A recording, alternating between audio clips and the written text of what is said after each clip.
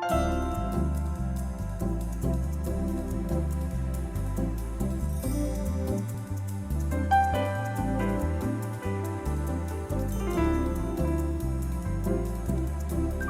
everyone.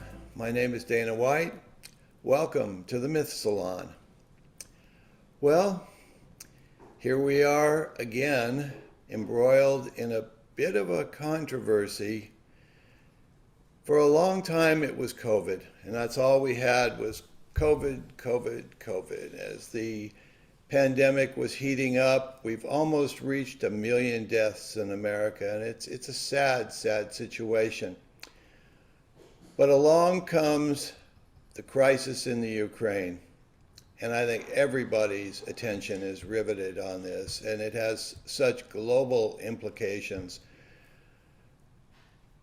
I want to tell you that for the last 3 Tuesday mornings, Will and I have been gathering with 3 other people, and one of the members of the Ukrainian parliament.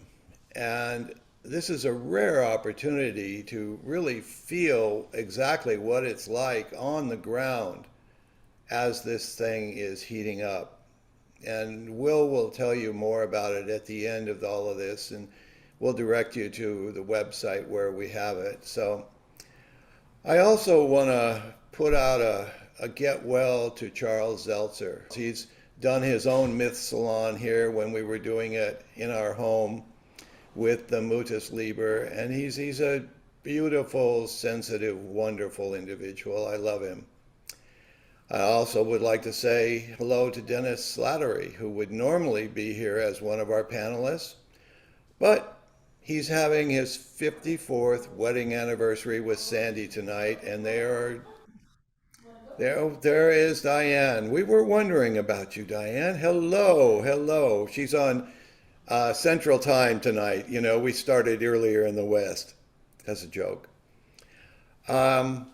So to get things rolling tonight, you know, I would like to open up with a poem called Resistance by Simon Armitage, written about a week ago. He's a British poet, their poet laureate. It's war again. A family carries its family out of a pranged house under a burning thatch. The scene smacks of archived newsreel, platforms and trains. Never again, never again. Toddlers passed over heads and shoulders, lifetimes stowed in luggage racks. It's war again. Unmistakable smoke on the near horizon, mistaken for thick fog, fingers crossed. An old blue tractor tows an armored tank into no man's land. It's the ceasefire hour. Godspeed the columns of winter coats and fur-lined hoods, the high wire walk over buckled bridges, managing cases and bags, balancing west and east. Godspeed, it's war again. The woman in black gives sunflower seeds to the soldier, insists his marrow will nourish the national flower. In dreams, let bullets be birds. Let cluster bombs burst into flocks. False news is news with the pity edited out. It's war again. An air raid siren cannot fully mute the cathedral bells. Let's call that hope.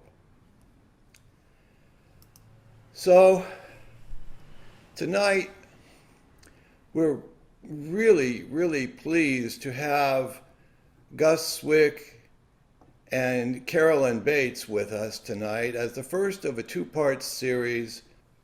Let me go through my introductions. I'm Dana White. I'm the co-founder of the Myth Salon and a contributing member of Pacifica's Myth program.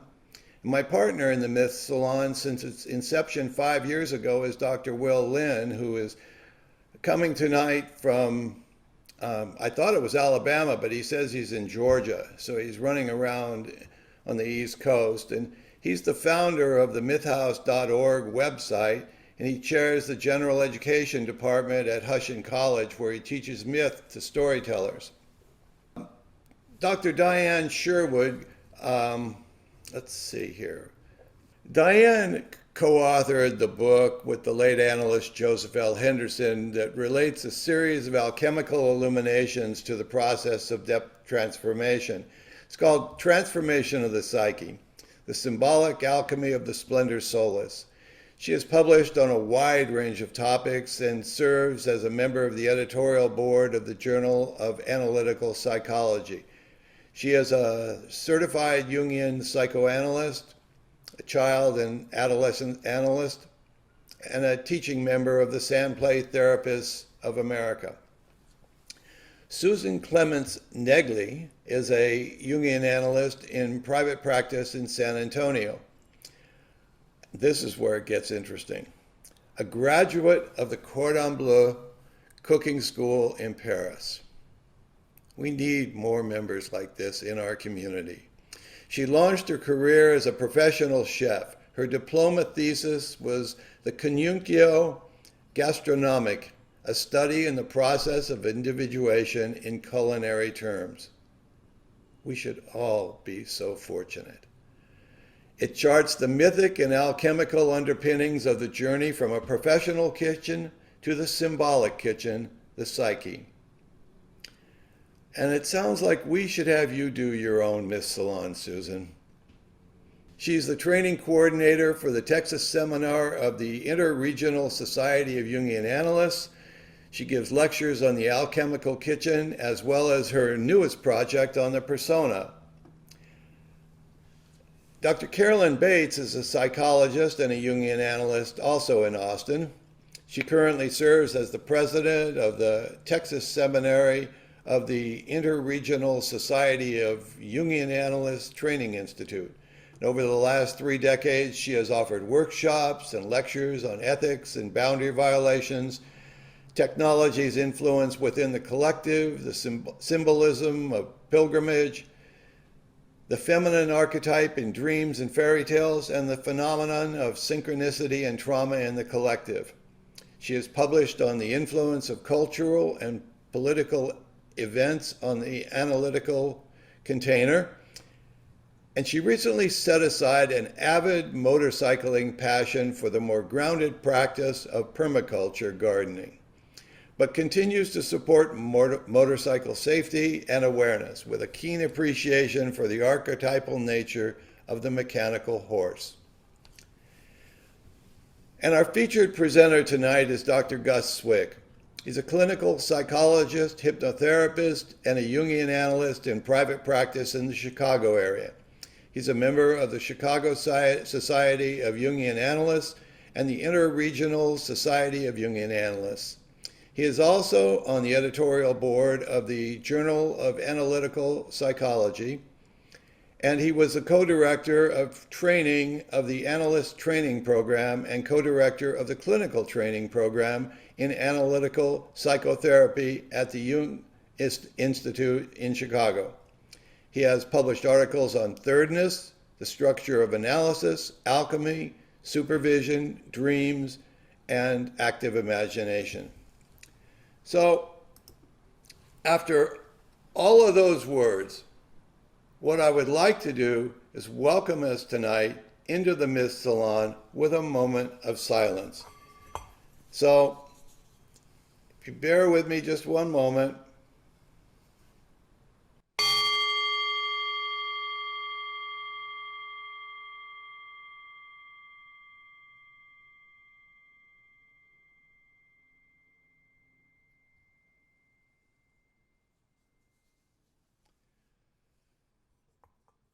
And to all of the people who are experiencing challenges here, at home, and abroad, in the Ukraine, wherever they happen to be,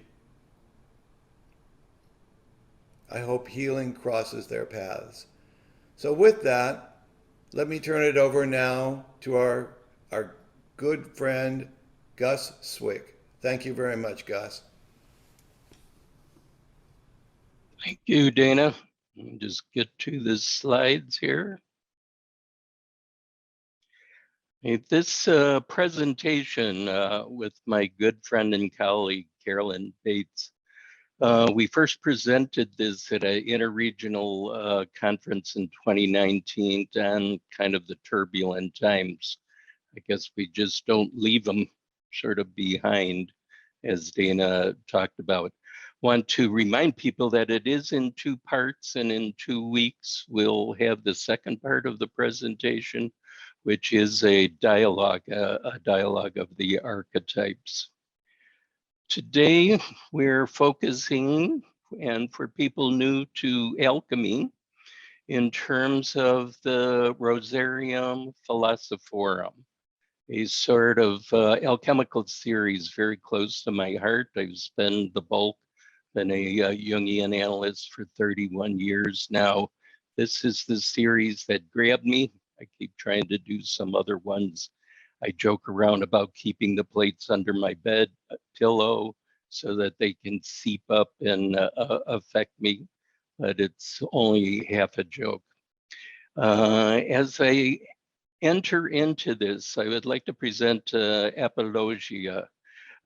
First of all, I'd like to apologize to non-Christians, as the alchemy plates, as Jung saw them, grew out of the collective consciousness of Christianity. He saw it as a collective compensation to what was going on in Christianity. A quick way that I think of this is in traditional Christianity, we've got this image of spirit and matter is kind of dead and void of spirit and the 2 worlds, and it took a coming down, the Son of God, to redeem matter, and then there's a returning to the spirit world. The conceit in alchemy, and drawn much more from the Gnostic tradition, is really a reverse of this. And this is why Jung was really drawn to it, because he saw the roots of his analytical psychology in this. In this Gnostic tradition, the spirit, the original spirit man, the anthropos, is actually found in matter and fragmented. And the role of the human being is to extract spirit from kind of dead matter, from negative experience, align it with the spiritual system out here to organize it, and bring it back into the world in a kind of lived spiritual philosophy. So that's to keep in mind. Kind of it's Christian, but we'll be talking about that it's kind of a inside out. Then I'd like to apologize to Christians because we're going to be talking about the Christ story, but from a mythopoetic and alchemical viewpoint, as an allegory of the individuation process and the role of the self. And finally, I'd like to make an apology for gender neutrality. That again, we're going to see images, male and female, the king and the queen. But what we're talking about here, and in no way sort of supporting heterosexuality as primary in that, but really trying to stay with energies, solar and lunar energies, and try to get out of the gender elements of masculine and feminine.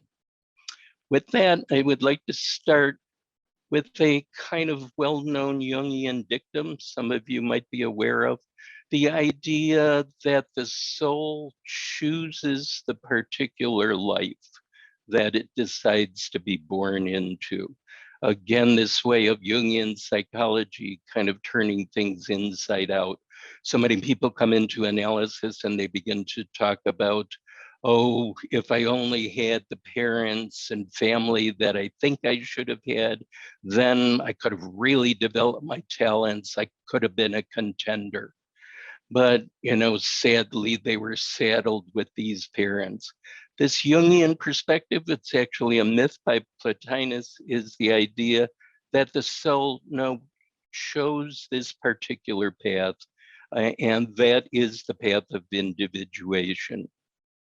So this is from Hillman and the Soul's Code. Each person bears a uniqueness that asks to be lived and that is already present before it can be lived.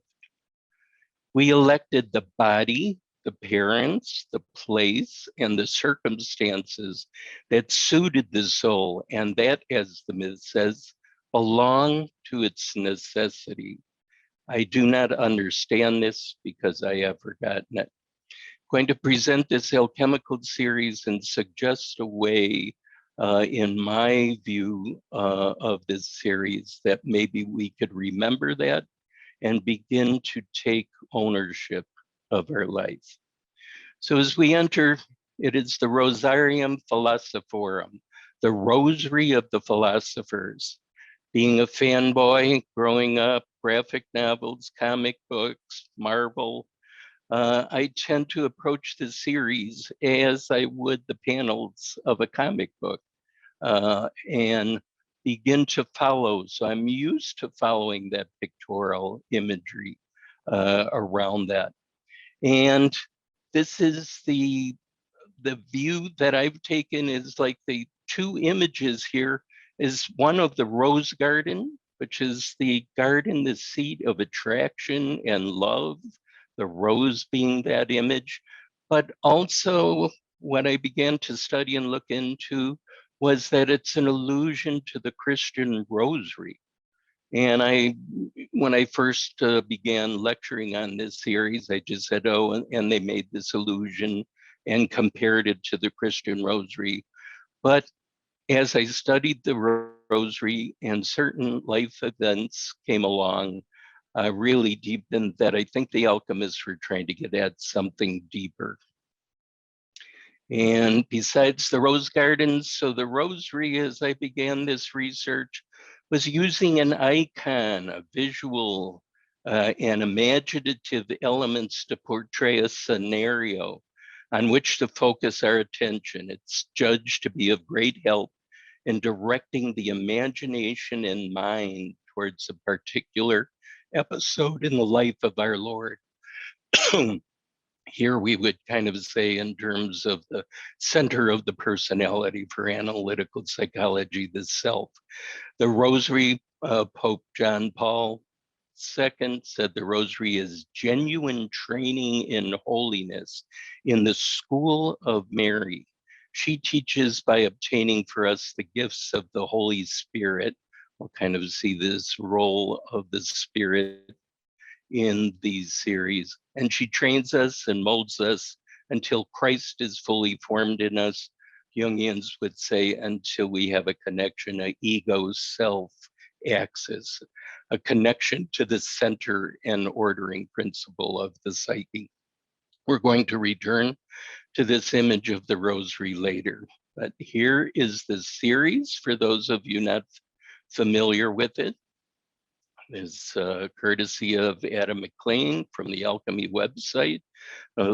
He's the one that colored these images and provided permission to use these images.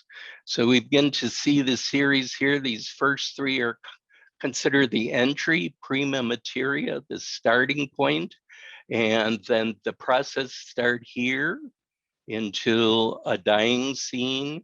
And this is what I call the mourning process that's leading to the creation of this hermaphrodite.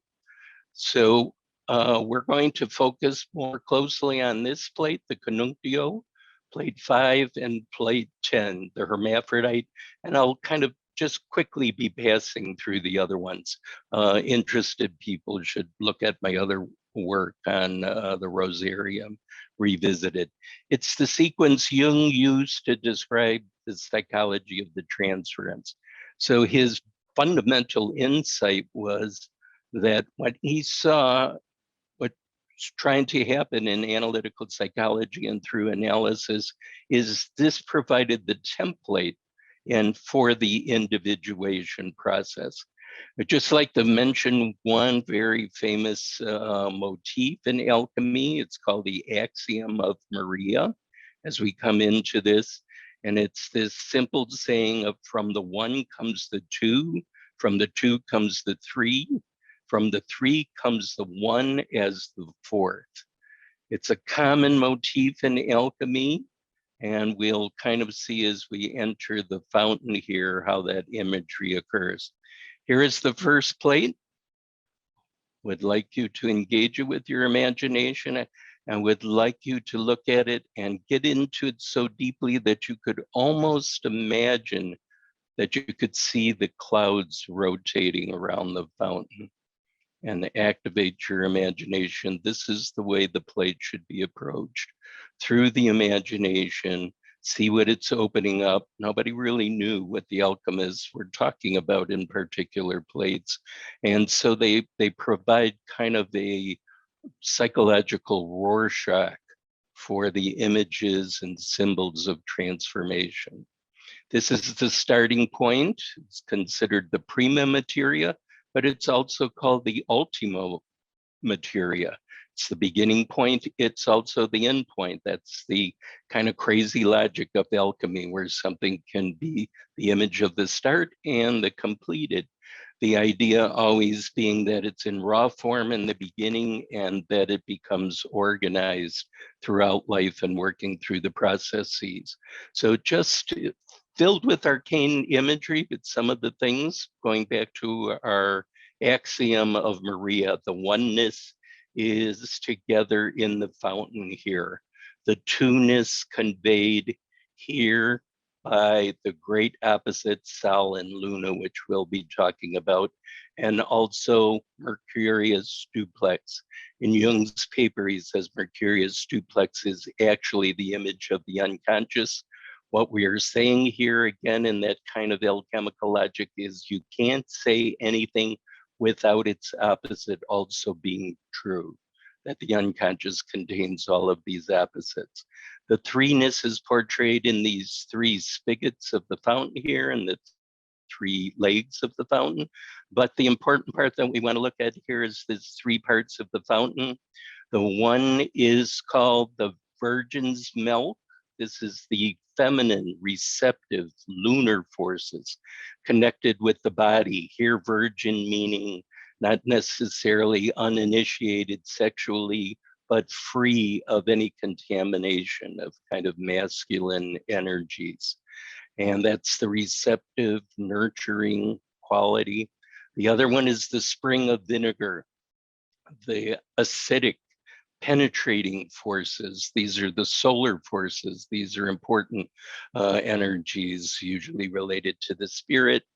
And this one here is the aqua vitae, in terms of the liquid soul energies, often thought as the soul connecting the body with the spirit through what's called the mundus imaginalis, the world of the imagination. And through this, the clouds are referring to an ancient myth that the four elements, which are portrayed in the corners.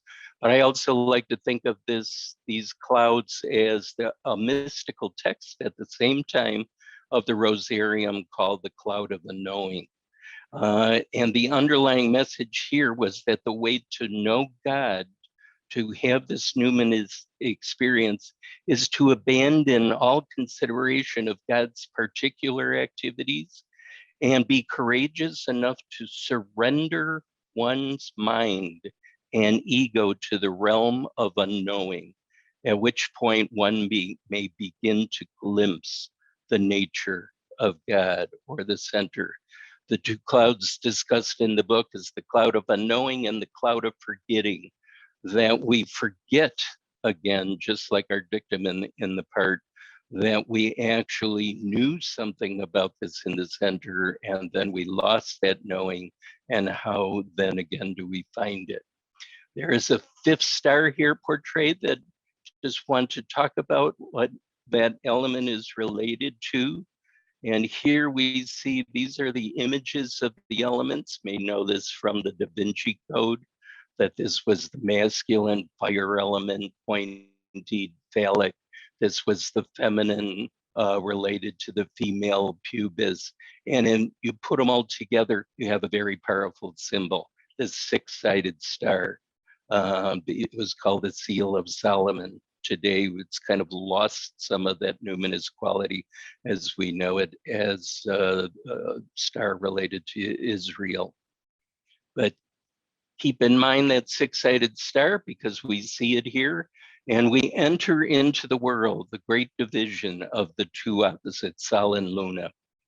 We have the king sitting on Sol, Luna in terms of the connection. This is going to be a relationship. As we say, the graphic relationship is what Jung saw in this particular series. And so these opposites are drawn together. This is going to be a relationship of the import. This is going to be a relationship that changes your life. This is the one that comes together. And so there is a star sort of residing over it, kind of, directing and controlling it. We have the manifestation of this dove. Very interesting. This symbolism is carried by two images. It's the dove of Aphrodite, again, attraction, a rose element, but it's also the Holy Spirit that leads to an annunciation that comes down and says a great task is going to be undertaken. So this attraction being drawn to something is going to lead one down a path that one didn't expect. We have this interesting communication system. I would say 3 branches and these 5 flowers kind of brought in by the dove. I would just focus on, they're related to the elements, but that there's an element of duplicity in this original meeting of the opposites of these two people. You could think of it as a relationship, certainly in the outer world. Jung is thinking of the relationship in the analyst and the patient. But notice this part here, that there is this sinister, he says, left-handed contact. The idea in terms that the unconscious and this larger sort of path is going to have its way, not what the ego thinks this is going to be and what you were attracted to. This is really going to draw you into something deeper. And it's this unconscious path. It's one of the things I joke around and kind of say why Match.com really doesn't work, right? Because it's all ego activity. Oh, yes, I like hiking and swimming and active man, but the unconscious contact is what your shadow wants. So I think the Jungians should start shadowmatch.com. We can't promise you a relationship out of this, but you'll get maximum individuation by trying to relate to this other person. This next movement, so we'll be moving through these kind of fairly quickly. You see the change. Now they've lost the clothes, much more direct. We've lost the star, 6-sided star, our connection through love and the Holy Spirit, annunciation is there. But look, now we've lost the duplicity. We have the 6-sidedness in the communication system, and these are the roses, right? These are the manifestation of this attraction. I kind of think of like the difference in Annie Hall, if you've ever seen that. You have the 2 characters relating, oh, that's a really nice outfit, and then at the bottom of the screen, you have what they're really thinking and their reveries, and what that boy, I can't wait to jump her bones, or in terms of what is really going on. There's more directness beginning to emerge into the relationship. This next movement is a real deepening. Really thought about it. Almost all the work that I've written on belongs to this place in terms of the bath. What has happened now, our 6-sided star has moved into more 6-sided communication, and the bath is actually 6-sided. So that the vessel container itself in analysis actually becomes part of the communication.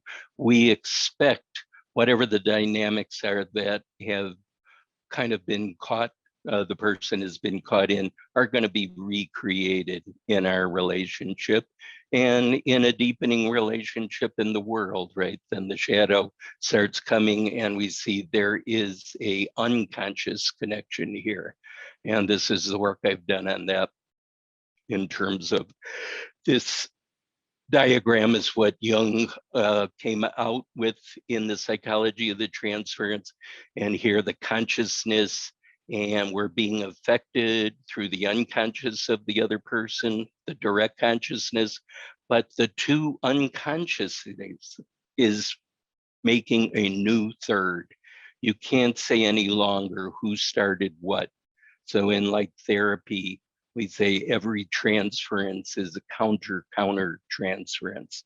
What you're bringing in, we used to think, oh, the patient is sort of doing that, and now the patient is doing that in reaction to the way that we're acting, and we're providing the hook, and we can't say who started what anymore. This field has been described as lunar in nature, that it's not really direct. It's not like a direct conscious connection because the unconscious is going to be brought into it. The interpersonal field of relationship often takes on a dreamlike quality, ebbing and flowing, proceeding by association rather than rational thought, playful with metaphor, open to the unconscious and its emergent phenomena. So this quality of almost dreamlike, and in analysis, we learn a split kind of consciousness, paying attention to the person, but also paying attention to what's going on in our body, what's coming up in our mind, and that is related in informing us of what's going on at the unconscious level of the relationship. This is the conuntio. Interesting, right? Sexual in nature, right? I think it was Whitehead that kind of said alchemy was the last science that had an erotic sensibility. How often would we think of the science or chemistry being related to two people having intercourse, coitus? This is the physical level. It's more related in the earth. We see it connected with the water, but we have Sal and Luna here. And the fundamental insight that alchemy brings is what at the lowest, at the biological level, is also a reflection of the highest. That this conuntio shows the drawing together, the conjunction of the opposites, the great bringing together the goal of wholeness, the goal of the individuation process. This is very important. This is in analysis. This is interpenetrating. Analyst says something, patient, oh my goodness, yes, that's great. I think of this. It's like good sex. It's like, you're right there. You're picking up what your partner is trying to discuss and what they're needing. If you've ever seen the movie Eyes Wide Shut, there's a portrayal. A lot of people think, oh, it's just kind of an orgy scene, but it's actually a portrayal of this unio mystica, the use of sexuality to kind of connect with a higher order around this. This third thing, now we can see it's being created, that there's such a closeness between these opposites, a new third thing is coming in. And I've written about this extensively, but today I'd like to focus on a different aspect of the conuntio.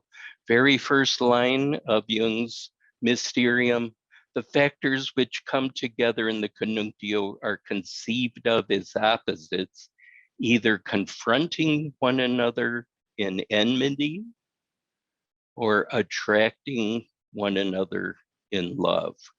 Rosarium decidedly is about the love. It's about the attraction of the opposites.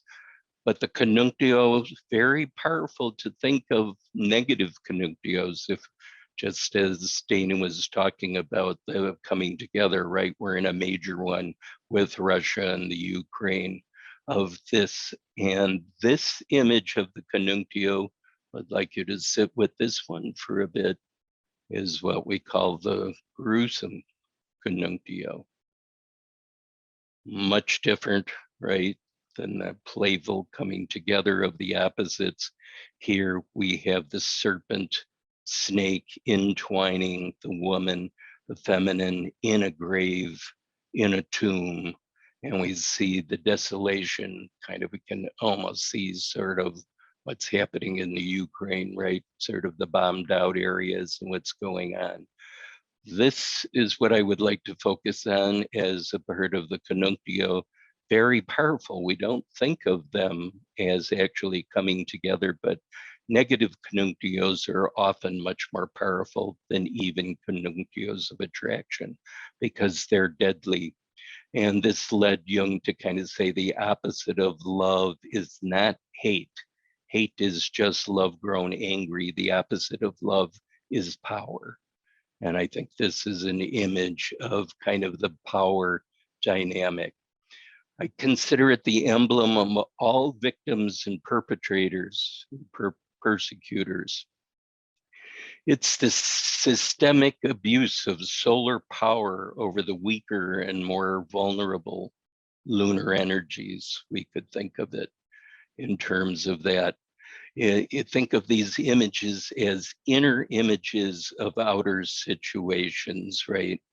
We're going to see the archetypal roots of this serpent in 2 weeks with our presentation.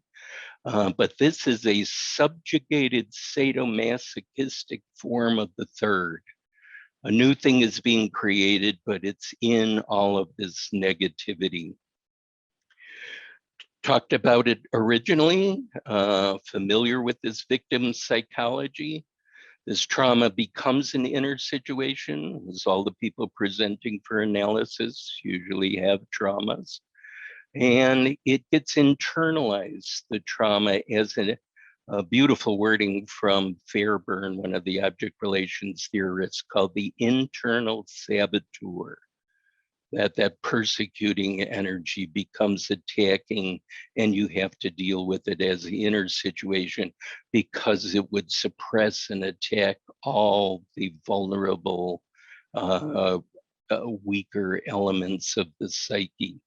Don Kelshed's work on trauma, childhood trauma, soul in trauma, he calls it the persecutor protector. He adds this archetypal dimension to it, protector. We don't, how is the persecutor protector? Because it keeps the person chained in this inner world to prevent change from occurring and further trauma. That the goal is to actually prevent further trauma. I think of it as like the emblem that was probably over the doorways of like Harvey Weinstein and Matt Lauer, people that had their offices and they were used to abuse the women in that. And should have been the abandon all hope, all she who enters here. We might also think, of course, it's got to come to mind the Ukrainian situation, symbolized as the inner image, as the Ukraine and its people are being subdued or tempted, controlled, and killed by the Russian forces. The acidic, penetrating, and destructive, the flood of vinegar, as we begin to witness before our very eyes on our TVs. Now, I've worked with both victims and perpetrators, and I might remind you that we sometimes forget the perpetrators do not get away unscathed. In terms of that, we somehow think of them as these other personalities. Jung talks about compulsion being the great mystery of the human psyche, right? This power to have to do something, to have it, this drive. Whether it's from Putin, whether it's from Harvey Weinstein, to get what you want. But when you combine power and privilege with compulsion, you have the recipe for disaster. The lunar forces and perpetrators have been severely damaged, sometimes irreparably, resulting in an inability to have intimate relations. And depending on how long they've been practicing the abuse, their inability to even break free, and it becomes natural. I've worked with therapists and analysts who have broken the boundaries, had sexual relations with patients. I've worked with Vietnam veterans who did atrocities, who found parts of themselves that they couldn't even realize that they could do. And impulse control becomes more and more impaired, with a greater likelihood of acting out, an extreme form of repetition compulsion in the perpetrator. This is the dynamic that installs itself in a systemic matter, and the system then somehow supports and allows it to occur for the fear of changing it. We would say, if we look at these two great opposites, right, if we think of the solar as really being the unchanging image of purpose, permanence, it doesn't want to let go, and the lunar being total changeability, impermanence. One of the reasons I think Buddhism is on the rise, because it really talks about the importance of impermanence around this, and that we're in this time of radical change, and the solar forces are sort of fighting back because they don't want things to change. We know the dynamic of the abused becoming the abuser. And sometimes it's one's own body that begins to be experienced as the persecutor. We've dealt with, particularly in hypnotherapy, working at a clinic, childhood diabetes, colitis, Crohn's disease, chronic fatigue, fibromyalgia, Lyme disease, that one's own body feels like you're at a civil war, autoimmune diseases where it's turned on itself. So this is the particular image, and then we enter into the morning sequence. This is the mortification, of course, following trauma, following this kind of experience. It is a dying process. Like all the libido, all the energy begins to dissipate. There could be the depressions. If we're talking about the conuntio and attraction, it's like that can't remain totally at this level, this peak experience, right? There's going to be the shadow entering in the scenes, other things beginning to dissipate, and then you start trying to recreate that first experience. But that first experience came because it was natural, because it entered, and then all of a sudden the ego gets a hold of it and tries to do that. Martha Stark has a beautiful article called Relentless Hope. The idea that you could find this perfect thirdness is what I call it. The person who's going to be that exact fit and matching for you, and it's who is basically going to heal those wounds of the trauma. This is what Jung says around this plate. Starts talking about death, and I'm talking about the aftermath of trauma, right? This is sort of when there is the shock. Says nobody who finds himself on the road to wholeness can escape that characteristic suspension, which is the meaning of crucifixion. Notice that image that he brings in here. For he will infallibly run into things that thwart and cross him. And he says these things tend to be the thing he has no wish to be. The realization of the shadow. The Vietnam veteran that I worked with who participated in the My Lai massacre and who ended up raping women and killing children, he had no idea that he was capable of this, but in that fog of war, in this mad parts of madness coming out, that all of a sudden he found an aspect of himself that he never really wanted to know. I think of Terence's poem, nothing of a human being is beyond me, that we're all capable of this. If any one of us can do it, any of us can do it. in terms of the capacity for that. So that awareness of shadow is a dying process, right? Parts of ourselves we don't want to know. The thing that is not, the other, the individual, the reality of the you. When Jung kind of did this paper on the psychology of the transference, and he came out with these alchemy plates, people thought he was crazy. Thought you were going to talk about, the transference, and you're talking about these esoteric alchemy plates. But in this, he saw the template for the movement and the individuation process, made the clearest statement: you can't individuate without the other.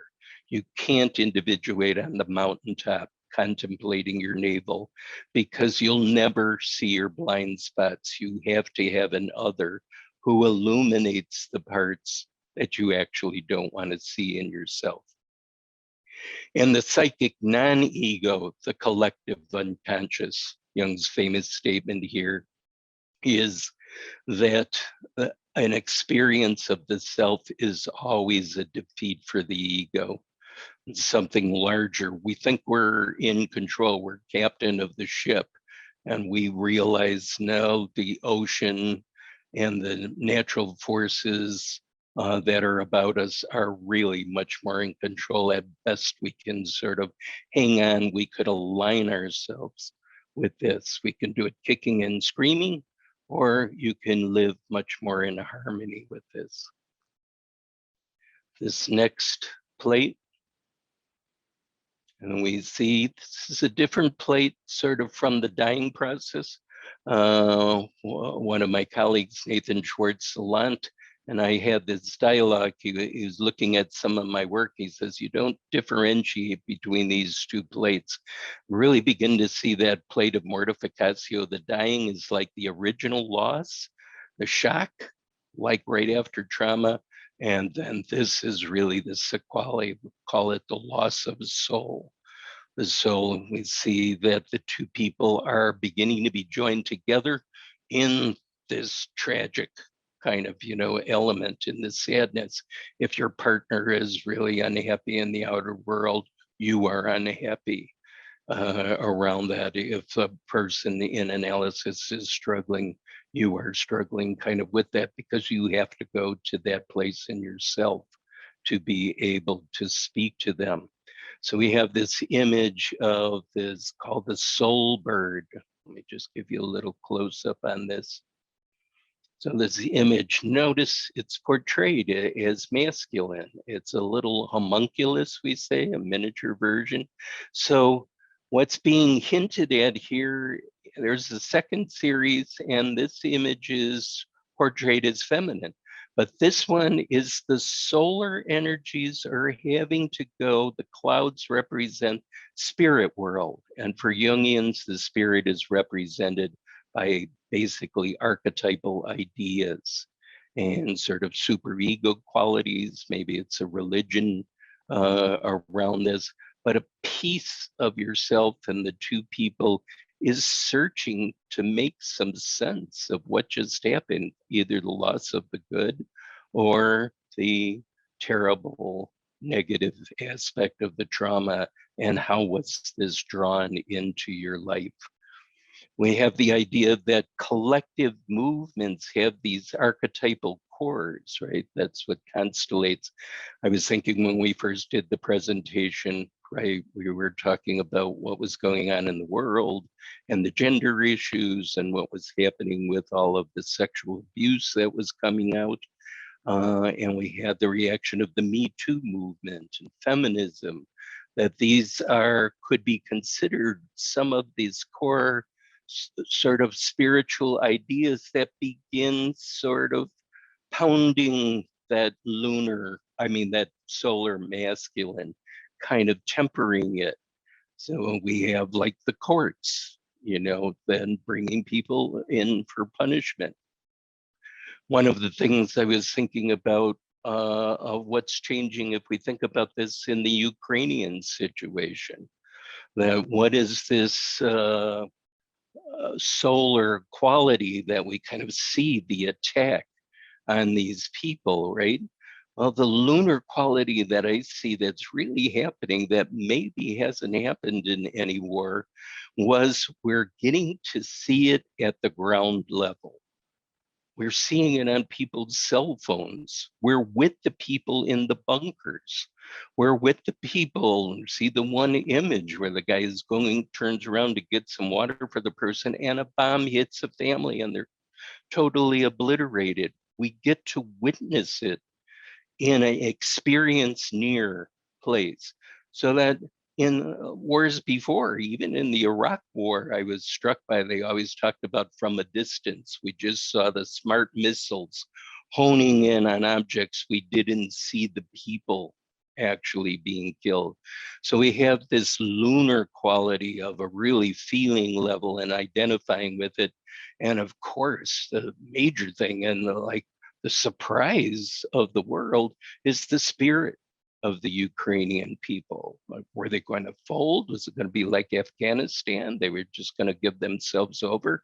But no, the spirit of the people and connected to their country. You know, how many of the people that they're attacking are major cities in Chicago and San Francisco and New York would rally around and kind of, fight for this thing. So these are some of the ways that I think that this is beginning to change. This solar, acidic, penetrating, dissolving quality that is kind of coming now is meeting different types of energies around it. And in 2 weeks, our other part, we're going to see our Adam from the Adam and Eve undergoing such an educative process in relationship to the feminine. Here's the next movement. This is one interesting part of the plates. It's called the mundificatio in terms of a moistening process. So our soul has disappeared. There's a union of the soul and spirit in here, and this leads to the rain that begins moistening this desiccated corpse here. I think it's interesting what's being hinted at is like the feeling level, the affectivity has to change before an idea or meaning from the experience can be drawn. That what a really primal, I would encourage all of you to kind of think of this in your own experience. Is there actually a kind of shift in feeling tone before that? We like to think of, oh, we found some meaningful experience. Usually people come into therapy and they said, well, this is just, terrible. I wonder what it means, what its purpose. It's like, no, you don't look for meaning kind of at that point in the mortification, right? You have to just hold the experience and stay with the feelings and the pain of it. And then there might be a change of feeling that then allows the meaning to occur. In this next part here, we have the return of the soul. We see our little soul bird kind of returning from the University of the Archetypes. I like to think of that, got a diploma, learned something, aligned all that feeling, the negative, got some part, aligned with the spiritual system. Maybe it's a religious system, maybe it's analytical psychology, maybe it's the tarot, maybe it's the I Ching, maybe it's a work of art that begins to speak to the person. Something begins to return to the desiccated corpse here and look at, and we see the water appearing here. But what's appearing here is what's called the fledged and the unfledged birds. It's really thought to be an image of redemption, of something beginning to emerge anew from the ground. Two-ness often entails new consciousness because you need two things to become conscious. To have black, you have to have white. It's the opposite, it actually gives it the definition. But a personal reference for me, and in dealing with people and in my own experience, I like to think of this one as never really making it kind of into the world, that alchemically, this is what we might think of or talk about as dross, the part of an experience that actually never changes. I worked with one woman who had these third-degree burns. And if you know anything about the burns, they have to go through a debridement process, like over 3/4 of her body, where they actually put her in a tank and the burn kind of crystallizes and then it has to be torn from the body. And she says to me, I should not have lived. And at first I thought she was kind of saying in this way, oh, you know, that, but she made it through. And she's going, no, no, no, you don't understand. I wished I didn't live because that was so horrific. Even the memory of it is terrifying. And this is the part that I generally see, that people may have gone through traumatic experience or the loss of things, but they sort of, there's always the ego side that wishes it could have happened some other way, that you could have gotten this learning of this part of the soul sort of, you know, going into the archetypal realm. And so, but it's now emerging. We're putting this sort of soul spirit combination back into the body. And this is the outcome of it. It's called the rebus, the hermaphrodite. It's the new birth. It's a new third. And we said it started with the conuntio, that there was a thirdness, but there was still separateness in this. And you see, this is kind of an amalgam that's being created here, because it is the hermaphrodite. And what we see is the wings. So we know it's undergone a spiritualized process. The wings tell us that it has become spiritual. We see our numbers from the axiom, the 3 and the 1. The tension of these. Jung always used to like to talk about this and think about this in terms of typology, that you could have 3 of the functions sort of in consciousness, but the inferior function, the one that's closest to the unconscious, which is the God connection, which is the self connection, is the damnedest thing to bring in. I think of, like, you could have the 3 functions in terms of like tennis balls, you know, and you learn to juggle them, but then you bring in the inferior function and it's like a bowling ball. Somebody throws a bowling ball in there, and not only are you trying to get the rhythm of it, but this thing carries a whole different weight to it, and trying to integrate it into consciousness, kind of the goal of a lifetime. But it brings in this quality of the numinous, you know, being an introverted feeling type. When I bought the first house, could not afford any repairs. I am not a carpenter and I will never be one, but I tried to rehab this house, open up this doorway to a bedroom and open it up into a study. Had to learn all about headers and wiring and electrical, and cutting through all of this part took me 3 times as long as I thought, 5 times the amount of money. And then it was a chapel. I took tours. I took people through tours to show them this opening, because this inferior sensate function and being able to do this, I thought was a grand achievement. And it actually had this numinosity. It's actually called the Empress or the White Stone. This idea here really wants you to think of, we've got our raven here, which a lot of theorists saying, what is that doing here? Well, it's not really the end of the series. It's the only end of the series as Jung talked about it. And the black raven always heralds a Negredo. There's going to be something else happening.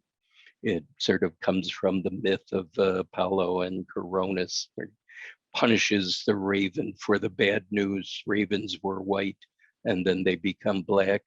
And then we have this lunar tree, the moon tree, which is a reference to it has become vegetative, a grounded way of living. But it is this lunar quality that always particularly struck me. When I was sort of younger, and I first looked at the plates and understanding it, I was saying, oh, this lunar quality is like an observing ego. It sort of like brings in this quality of distance coming right into psychology from the Vietnam era. I saw officers who acted in this manner. It didn't matter if somebody screwed up. You weren't there and blaming the soldier. That did nothing. You just had to deal with the situation of what was going on. That was my model. Oh, it's objective in this way. It's when I was young and full of piss and the stream of vinegar. It was like, yeah, well, I thought I had it, but it was a clinical approach, and people started reacting. I don't like to be treated distantly and clinically. And then as I learned how to be a better analyst and started reading people like Winnicott and his writings, then I started softening that approach, right? And objectivity with its hard edges. It started beginning to be ideas like good enough holding. Like, what does the person feel like they're responded to, feeling like they're heard, feeling like they're seen? And then I started using the image of like analytic mindfulness, because that was in the collective consciousness. Mindfulness sort of, took over the collectivity, and that word started getting it. And the topic of this particular presentation was actually that I've moved to what I call compassionate witnessing, that I got onto in terms of as I deepened into the rosary and as a particularly changing life experience happened to me. And so if we return now to our image of the rosary, to talk about, so we've got this idea here, and the focus, remember that idea of Jung saying it's a crucifixion, it's a thing that you get crossed by. So in Christianity, right, the role of Mary as the mother, she's the grail who suffers along with her son, who gives birth to him, who brings him into life, and particularly in the Passion, she's the one that follows him. Alchemically, then I began to realize, oh, virgin's milk.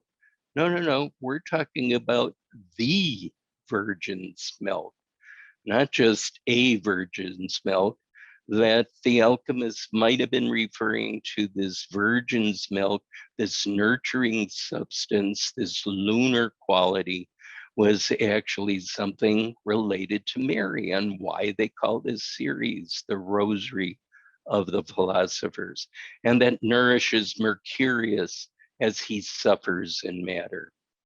And then the analytical psychology, right? We sort of psychologize it. It's an image of the empathic container, the holding place, which allows the ego to individuate through the trauma, through the experience, to have a different experience to be shared and witnessed by somebody. And then finally, and bringing it into a much more emotional experience, the witnessing of one's own trauma, whether as victim or as perpetrator, that we can also, particularly people that have been abused, can actually turn around, right? As we said, the abused becomes the abuser. So I put together, I found, I used to joke around and say, found some archival footage from the crucifixion, from the Passion of Christ, from ARIS, the Archives of Research and Archetypal Symbolism, and that we happen to find it, and you'll see it, all kind of stutters and not very good version. But to be honest with you, it's actually from Mel Gibson's The Passion of the Christ. I took out all the scenes. It was never talked about. It was a very controversial movie. And because of the violence, and a lot of people felt the anti-Semitism that was going on, But nobody I found really talked about this role of Mary in it. It was just kind of happening on the side. So I put together a little montage of Mary's role in the Passion here that I think is actually connected with, again, why the alchemists were actually trying to compare this part, this individuation process, this role with the rosary. So again, be aware there's violence for people that might not want to turn away from that. What I would ask you to really look at some particular parts and focus on this. Particularly, there's a beginning, an identified beginning. And Mary kind of says it happens, this is the beginning of the trauma. This is when the weird uncle shows up at your bedroom door. This is when the car comes out of nowhere and crashes into the side of you. This is when you get a cancer diagnosis. And everything begins to change. That's the moment, the beginning. And I want you to look at this role of the Passion, not as this Christian story, but as trauma is being played out. That Christ here is an image of the victim ego, the centurions, an image of the persecutors in terms of torturing that lunar substance, that part that is not going to fight back. And I want you to be aware of Mary's role in the gaze, that she continues watching it in terms of tracking Jesus. She runs through the streets. She has to catch his eyes because only that allows him to complete his task. There's one beautiful part in here. These filmmakers, don't know where they got it from, but she's unable to do it. And she has a reverie of Jesus being a small boy and falling down. And she runs to him and able to hold him, what she cannot do in this situation. But then she, in the reverie, and the function of that reverie, allows her to kind of come there, catch his eyes again, and complete the task. And then that there's an ending with this now famous PH image. Final image is at the PH, right, meaning pity or compassion, from which I drew the name in terms of what maybe the alchemists were seeking by alluding to that this series in the Rosary. And we're trying to develop a type of Mary consciousness here, replacing our hermaphrodites standing on that lunar surface, befriending that snake element, having a relationship to it around that. This is the genuine training in holiness in that school of Mary, that we're all trying to learn that Mary gaze to make sense, to hold our own trauma. I found this quote in actually the dogma of the Trinity. The wisdom of the Father lies in the lap of the Mother. The wisdom of the Father, not the power of the Father, right? If we can only get Putin into the lap of the lunar, right, qualities. It's that tempering of those solar qualities. So finally, it's like, how do we move beyond what was done to you and what you yourself have done? What does the Rosarium, if we understand it this way, what is this progression? And without this type of awareness, victims and perpetrators are forever locked into the blame and shame cycle, leading to anger and rage that always remains reactive and retaliatory until the isness of the event is somehow accepted and lived through, right? In terms of this trauma. I think this only happens when one can surrender. Emmanuel Gent of the Relational School has a beautiful paper on the role of surrender, not the usual shapes of it, of submission and sadistic or masochism, but truly a giving a self one's over to this dreadful fact of existence, this trauma of inner and outer. And I would suggest finally and end with the note that at this moment, we're able to reach that moment of surrender, is that's when we remember that our soul actually chose this and no other life. We come to a point of acceptance where we can actually have a sense of our own responses that we may need to make in life instead of being caught in endless repetition compulsions.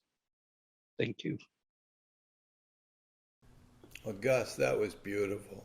Thank you. Thank you very much for what an in-depth presentation. I was struck by any number of the images that reminded me of the Splendor Solus. And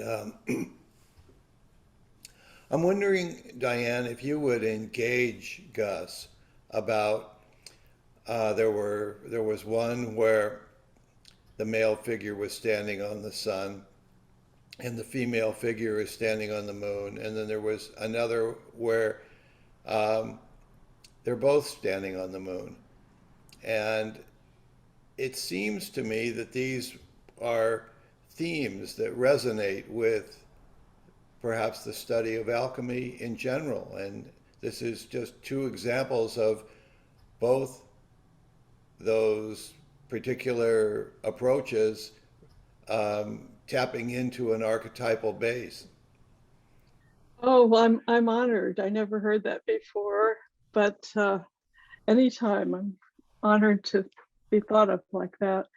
And I'm still so moved by your whole talk and how it felt as if everything you said fit perfectly, was there in this kind of perfect way in how you talked about these images that are so familiar to me, and yet brought, without, you didn't get into a kind of solar power complex that people sometimes get into when they lecture.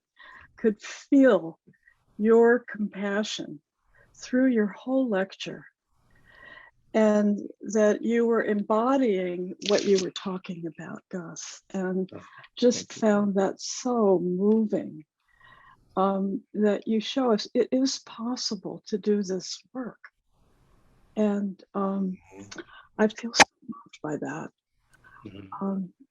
I like what Dana said about the archetypal base of this. And I can remember, it brought to my mind my own experience of at a certain moment in my life where I had gratitude for everything I had suffered, that I could not be myself if I hadn't suffered those things. Mm-hmm. Kind of conscious suffering, not turning away. And you know, Gus, there's this, in the Splendor Solus, there's that wonderful image of the white bird in the vessel that you know well, watching soldiers on horses and wearing armor, attacking peasants. And I sent out a thing about it this week because it reminds me so much of what's going on. But that poor, remember Mary Jo Spencer in San Francisco saying, that poor bird, it's standing there with its little feet on this glass and has the heads looking out at everything that's going on and can do nothing, looking through this darkened glass. But it has a body that's heart-shaped. So it has that element of the compassion and witnessing, but not reacting, that I think you You talk about as central, and it felt like that's one of the many places where these two alchemical works really come together. Yes, I think, thank you, Dyane. That's what I've seen in some of your work, and, and really helping. I know Carolyn and I have talked about that, distinguishing, separating out, the patriarchal and not necessarily the solar energies. It's like they get a hold of that, they're not identical, No. around that. I think, you're also grasping some of that. There is a place we do need those energies. That's really what I think the second series is about, is like with the feminine, the female soul bird, is like if there was a softening of the solar energies in the second series, I think there's a toughening of the lunar energies. I see it as in preparation for death. Mm-hmm. Mm-hmm. And what kind of death? When I talk about actually the literal death, I know a lot of people talk about the second series of going through another transformation of solar consciousness. Nathan Schwartz Salon talks about it that way, but I see in the second series, like, okay, if we can develop this type of consciousness, now we deal with all the slings and arrows. I call it analyzed by life, right? All the declines with aging, all the losses, all the really catastrophes, and how we begin to navigate that in that series of like the green lion swallowing the solar energies itself, taking it in. When you're talking about second series, I just want to clarify. I think you're talking about the remaining images of the Rosarium, the ones that Jung didn't address. Gus, I've always wondered whether that was as far as Jung could get.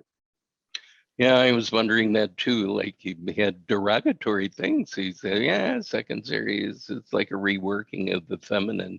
I always thought of him as like, well, here's a guy that never met an alchemical plate that he didn't love, All of a sudden he sort of tosses out this second series.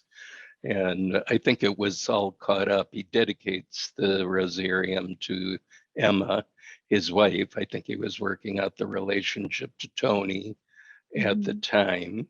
He makes this one error in there of showing the conuntios from the second with the first, like it's a spiritualized thing.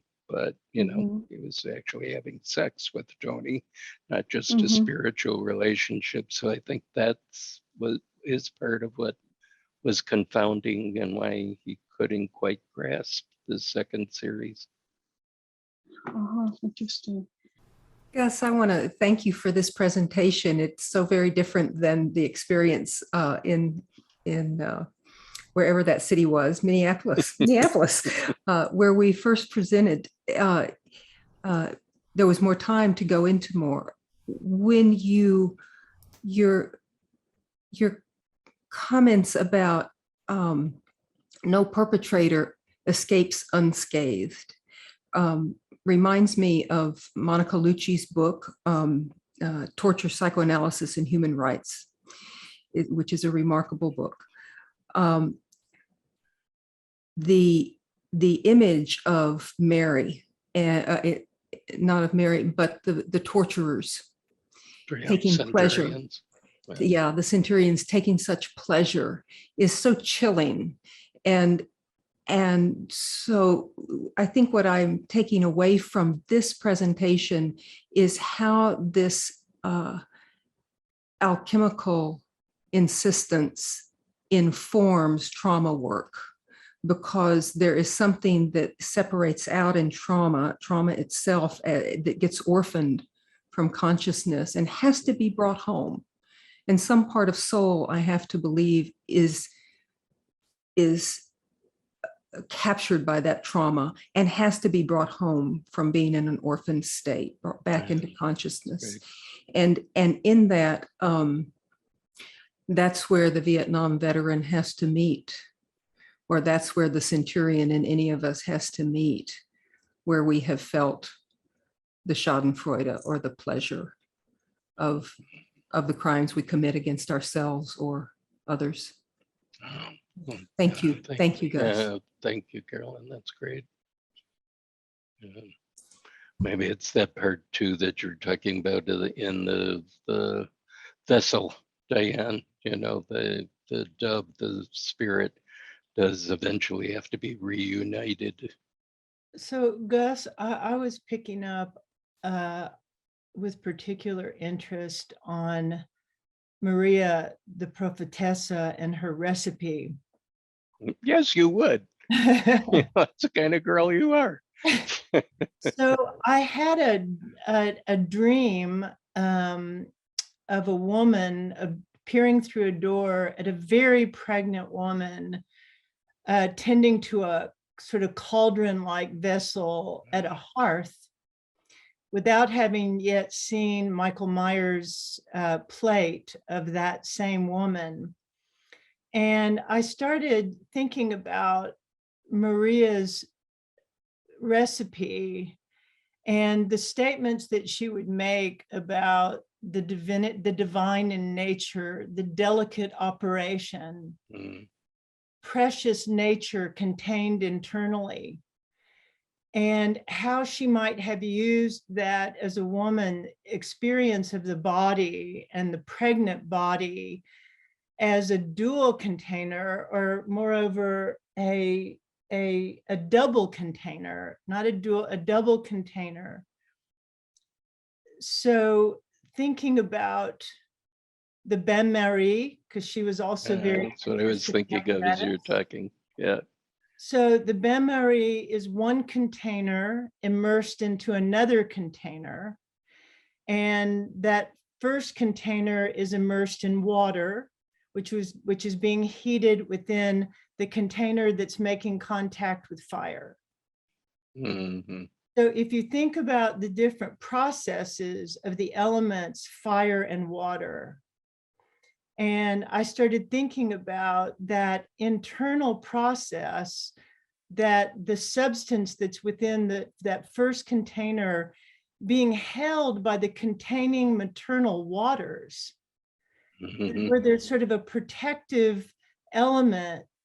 So in thinking about trauma, and volatile substances, the fire can be too hot. And so what we can be called to is a more gentle containing of the psychological life of that person who has suffered that kind of trauma.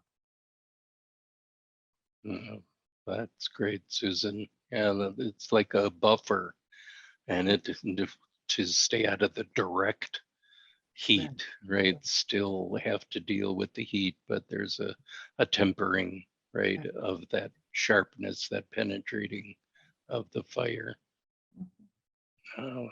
for the transformation, right, to occur. Yeah. Otherwise, it's too intense, right? You get burnt, scalded food. You know, Gus, I'm just curious if you have any thoughts about this. You know, normally I've been working on some stuff lately around shadow disrupting ego, right? You know, so that luminescent, you know, shining forth of the ego being disrupted by shadow is kind of the inversion of what you're talking about with that kind of solar acid impending or imposing on the lunar. And what I think so interesting about it is it seems to really just be an inversion of perspective. The shift in perspective from the perspective of the solar being threatened and invaded by shadow, flipped around now to the perspective of a lunar feeling the acidity and vitriol. And I think that alone is that shifting in perspective. I don't know. I just wonder how important you think that is to the successful completion of the integration of the conuntio itself. Oh, I think you're striking. There's something, you know, I think that's actually what analytical psychology does best, you know, in terms of it's that turnaround in perspective. Yeah, you know, just as I started the thing, oh yeah, you think you were, you know, you got this family, gee, if you had the right family, you could have been that, but if you turn that perspective around, of like actually knows something of you chose this particular path. And I think that's what that's a great, well, in terms of the shift in perspective, it's always, it seemed like when I was first in training was like, there was this turning inside out kind of, quality that it had. Oh, you think this is the way and this happened and mother made this, happening. No, no, no, no. Look at it from this perspective. And, that I think is part of that shift, that it might, part of that perspective change might be some element that I'm suggesting of like compassionate witnessing, and might help something of that attitude. When Susan was talking, I made a link and I wonder what you would think of it. I was thinking, linking the compulsion, trauma and compulsion with the bain-marie, that there's something about the intensity of trauma that can become compulsive, that the person seeks out that kind of intensity and tries to bring it into analytic work, into their lives, acting out. And how difficult that can make the work if you're trying to keep the trauma in the bain-marie and the person is trying to get you both to jump into the fire. Yeah, that's great. I think, it's the trauma like opens this whole, one of worst situation I supervised this and didn't see was, a young girl that was abused in grammar school, but the relationship with the abuser continued continuously into her 30s. And just what you were saying, there was something about it, the compulsion, that it was like only this. It was the part, as painful as it was, that you could feel alive, right? Because it opened up this, young ego to this experience that she's not at all prepared for. It's what a lot of people don't understand, where, the repetition or going back, or not being able to leave it. And I think you're, getting at that, Dyane. If I could just add to that, what the water does when it's boiling is it agitates. It's agitating. So usually the container that goes into the double boiler that holds the substance is tempered. It's thick, it's strong, and it's tempered so that it can take the heat. Yes, yeah. And built that way. That was, if you didn't get it from Susan, the bain-marie actually came from Maria Prophetisa. She developed a lot of this apparatus, and that was a piece that was named after her in terms of the containers. I'm fascinated actually about the tempering of steel. And when you go back to some of the oldest stories of tempering steel, the steel baby is dipped in milk, in the milk of the mother. And you're talking about the virgin's milk. And that was, I just wanted to expand a little bit around that. I think about the milk of Romulus and Remus that, turned them into, and the milk Hera's milk that Hercules drank. This milk, that milk, the virgin milk, I think is the cosmic milk, the Milky Way milk, which is associated with Nut and these goddesses. And so I think that when you have symbolically the steel character dipped in the milk as symbolic of the quenching, I think it's shifting because, just what does a steel baby have to do with drinking from a breast? But you still got to have, the ultimate super child draw from that source of creation. And so instead it becomes the milk that the baby's quenched in instead of the milk that it drinks. Anyway, I've been playing around with some of those thoughts. So thanks. Yeah, thanks. that's great amplification. Do you know the alchemical plate from Atlanta Fuegians of the Mother Earth nursing Mercurius? And in the one corner is Romulus and Remus being nursed by the wolf. And in the other corner is Zeus being nursed by the goat. That after he was saved by his mother and not swallowed by his father. And then I think it's getting at that same thing, that nurturing quality in the one Yeah. realm of the Olympian spirit was in the same realm of what was going on in the earthly world. That goat is probably comparable to the goat at the top of Yggdrasil, which gives forth the four directions of milk. But that goat is associated with the Milky Way. Is actually you can see the tree of life on the Milky Way. If you look at the dogs, the snakes, the birds, you see it laid out with the birds on one side and the snakes on another. It's the tree of life, the Milky Way. Not to reduce the tree of life to the Milky Way, of course, but it's one of the places where we can project it. But there it is. There's the milk in the goat. And where I think it's so interesting with the dog is that the dog, of course, we spent thousands of years with dogs before any other animals. So I think when we're looking at dog milk, we're looking at the first projection of milk onto a partner, the old stuff. That's great. I hope all you people out there are appreciating that, us geeks getting together and we're into this stuff. Gus, are we talking about the healing potential of what I call the lunar masculine? So you have the masculine character that seemingly by nature seeks identity, seeks control. It seeks all of the things that render it powerful in a world of perception and relationship. And it's when it descends into giving way and allowing itself to feel the thing that it is being asked to submit, that the moon then becomes a really powerful symbol for the masculine in a way that it really isn't by nature programmed to do. And I don't know if I'm reading something into this, but everything seems to be about how do we heal some of this fractured woundedness? How do we overcome the thing that has defined us? Yeah, I think that image too, Dana, is Marcus West has a beautiful paper where he did the Rosarium kind of, and that sharp pointed part, he's talking about the transformation of narcissism, which I think you were, another way that we could imagine that. But that is a conuntio, right? Like that solar, feminine or masculine, lunar masculine, right? Those are conuntios that I think are hinted at, imaged in these hermaphrodites.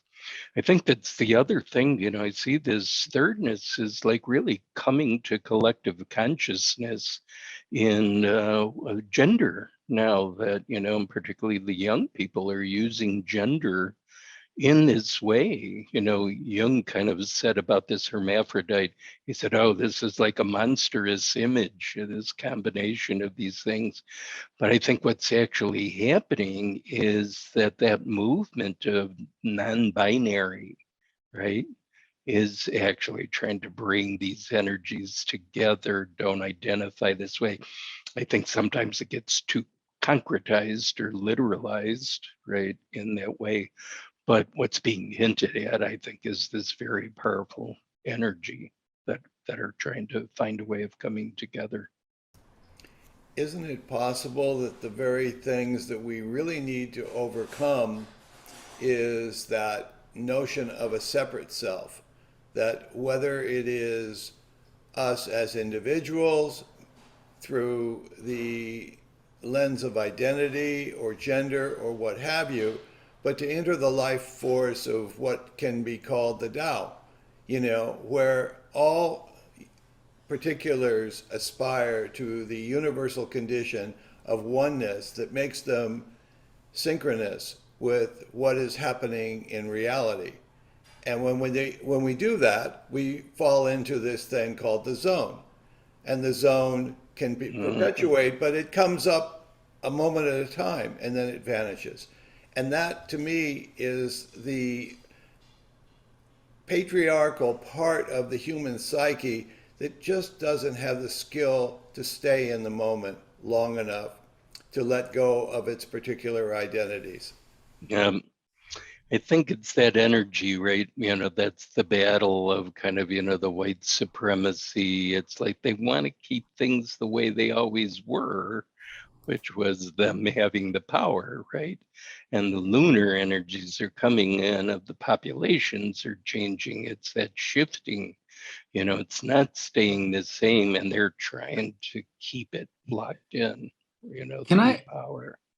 I'm so interested in this, and because I'm really curious about what's going on in our world as a big picture. And I'm just thinking, like, if we have a soul, if we have this all in us, if this is all in me, right?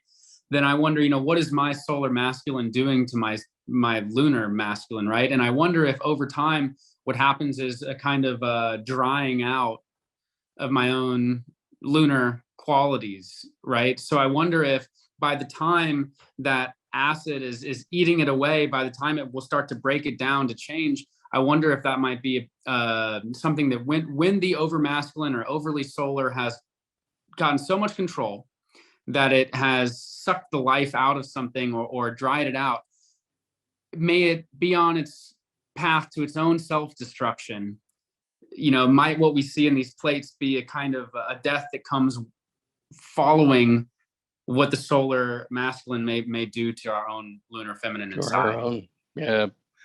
That's good. When we did this experience and the next time when Carolyn presents her part, and I was in there, we were sort of imagining it of like this compassionate witnessing and hearing kind of, the lunar and the feminine kind of qualities. But that's what it was. All the emotions I was kind of going through of like, oh my God, am I doing something wrong as a man? Just what you're talking about, that fear that it was like showing, and I should take a stand with this or something, which we wrote up in the paper. Hope that we'll get to as part of that presentation. Well, as you said earlier, not knowing is the highest form of wisdom. I mean, the boundaries of uncertainty surround not knowing in an infinite sort of way. It's only when you prioritize some form of consciousness that you begin to set up boundaries between uncertainty, the unconscious, and what have you. What we really need to develop skills for are letting go and not having this real desire for certainty or for control. There's a wonderful little book called Solar Lunar, written by a fellow named Howard Teich. I highly recommend this book because it really comes out in a way that it asks us to really look beyond the thing that we think we know to the thing that we don't know and be guided by, I'll call it curiosity, but it's letting go of the fixed frames of reference that put the human being at the center of consciousness. And when we begin to see these forms of consciousness in the natural world outside of space and time, suddenly, again, we go back to this condition of oneness that just transcends the moments that we're in. Now, we do have to come back to the moment. Like right now, we're in Ukraine with this Russian invasion going on. And you just have to but feel the pain of looking at this on a day-to-day basis. That's the pain of patriarchy. To me, this is raising its head up and saying, we really need to do some serious looking at what the human condition has become if in this day and age we can launch this against ourselves. I mean, it's great. I think the two of you, you spoke for the microcosm, Will, and you just spoke for the macrocosm, the above and the below, in very elucidating ways.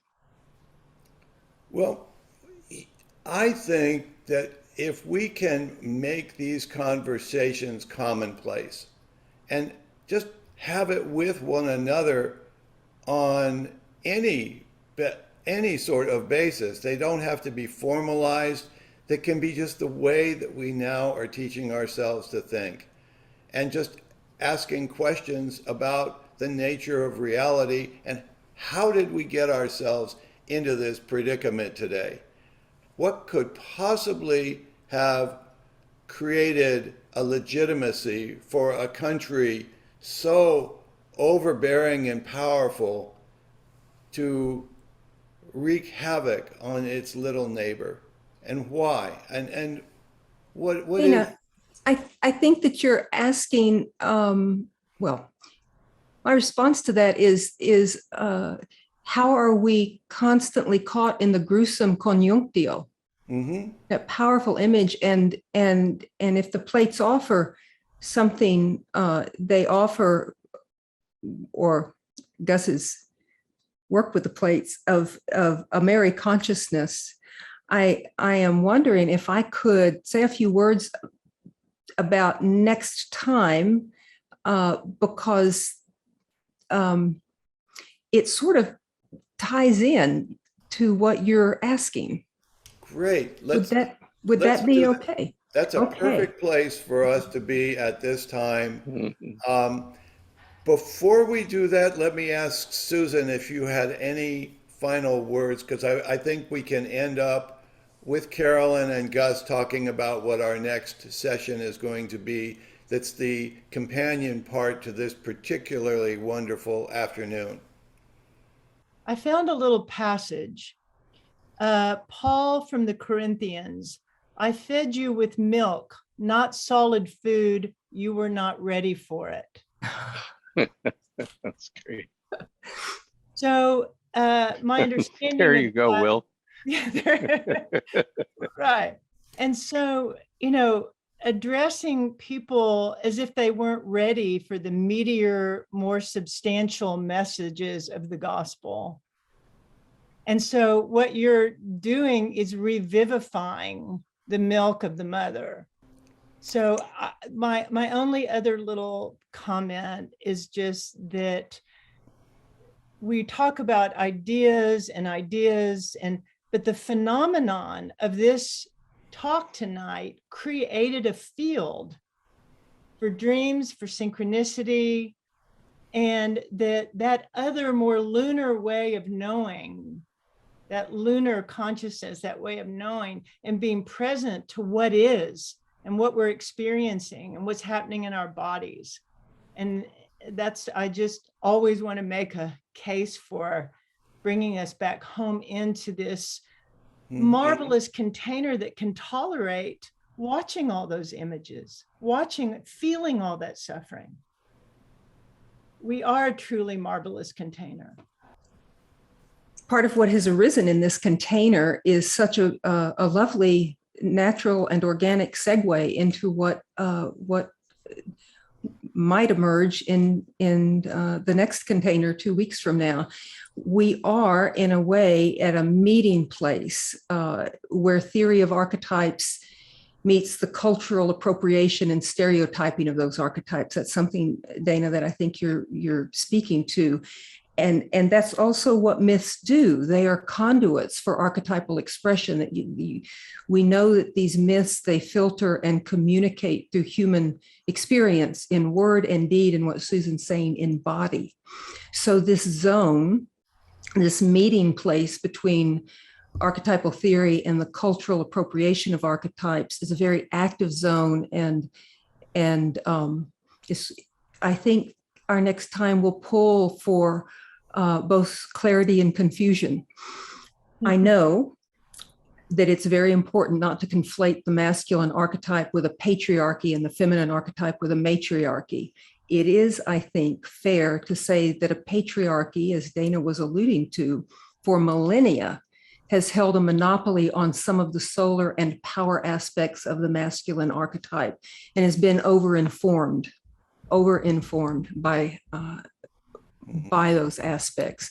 So hence the call for lunar consciousness to be recognized and experienced and not oppressed in the masculine, and for solar consciousness to be recognized and experienced and not oppressed in the feminine.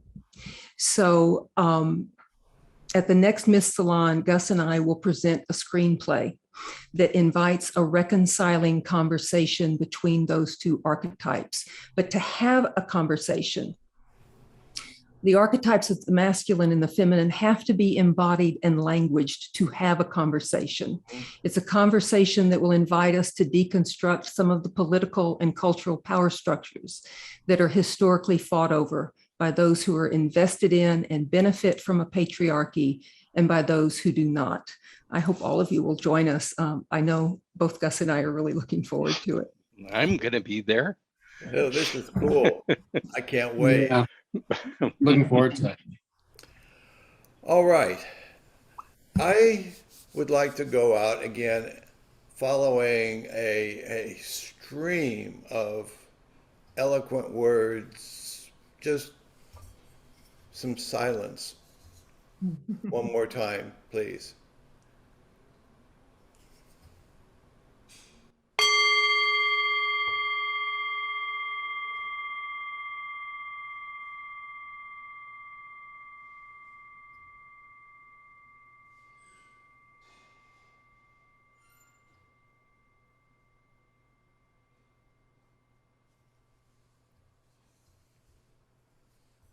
And I would encourage you, if you're around on a Tuesday morning, come take a watch when Will and I meet up with Kira Rudick.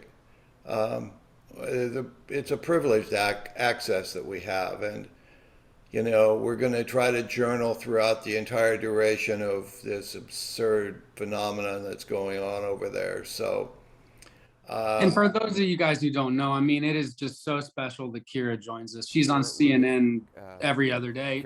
She's on all the news channels, and the fact that she makes some time to talk with us is very precious. And it's specifically because she wants to encourage scholarship and creativity to respond and participate. Well, we have seen, first of all, lots of airstrikes, and the amount of them has increased.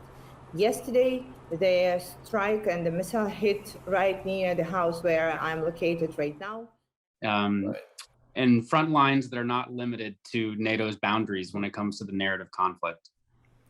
So, thank you all very much. What a beautiful afternoon. Gus, Carolyn, Susan, Dyane,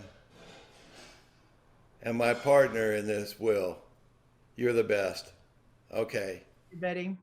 Good night, everyone. Thanks, Thank everybody. you. Thanks, Gus. Thank you. Bye-bye.